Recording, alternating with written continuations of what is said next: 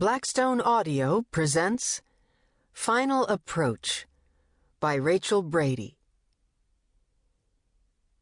For Myrna and Deb, who showed me the joy of reading for fun, and for Tay, Jill, Lindsay, and Sam, who bring so much joy to everything else. Chapter 1. Jeannie found me in the ladies' room, standing in mountain pose, trying to breathe like my yoga teacher. "Jesus, Emily, look at you!" She smelled floral and cheerful, but sounded grim. I didn't have to look in the mirror to know why. My mascara had been wiped away, and I knew my eyes would still be pink and glassy.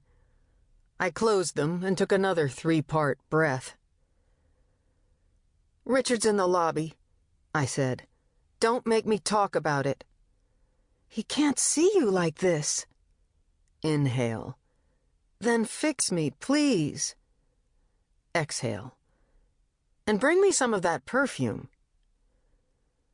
I opened my eyes in time to see her give what was meant to be a reassuring smile and pull open the door. "Be right back," she said. As her Gucci's tapped down the hallway, I realized what her smile actually said.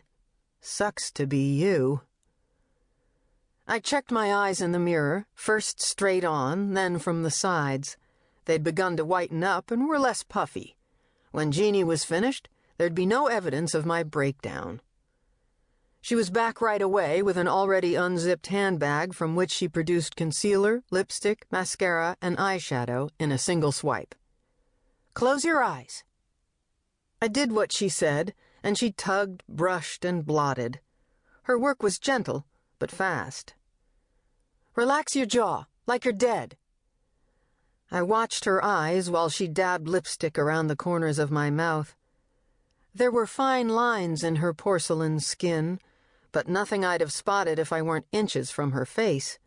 Jeannie could conceal anything. She was like a cosmetics wizard. She snapped the lid onto her lipstick, and suddenly, it seemed, we were enveloped in a cloud of perfume. "Walk through this," she said, spritzing the air between us again. "There." She opened the door. With her free hand, she pulled me by the wrist and shoved me into the corridor. "See him now, before you think." "But—" I never even got a look in the mirror. "Go!" Through the closing door, I saw her turn to the counter to collect her things. There was nothing left to do but what she'd said, and I knew as soon as I rounded the corner to the lobby that 4 years hadn't been long enough. The receptionist looked up from her monitor and nodded when I passed. Richard was the only other person there, absorbed in some article in the Plain Dealer. A cheap styrofoam coffee cup looked small in his hand, and I watched him take a sip before I let him know I was there. There were gray streaks near his temples that I didn't remember, and his shirt was wrinkled. It was easier to look at his clothes than his face, and I didn't like that. "Sorry, Richard. I was with someone."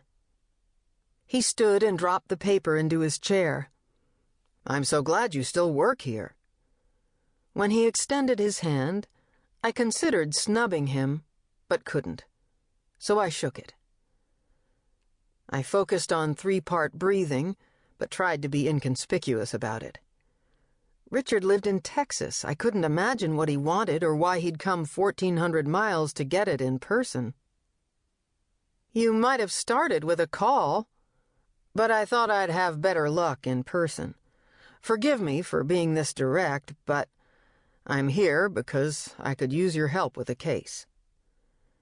He was being direct to skip the awkward small talk and avoid what could become a possibly volatile tangent. "You think one of our nerdy chemists snuffed his wife for the insurance? Want me to do a little inside fact-checking for you?" I crossed my arms and gave my best duh look. "Not quite. I don't need an insider here. I need help from a skydiver, and you're the only one I know."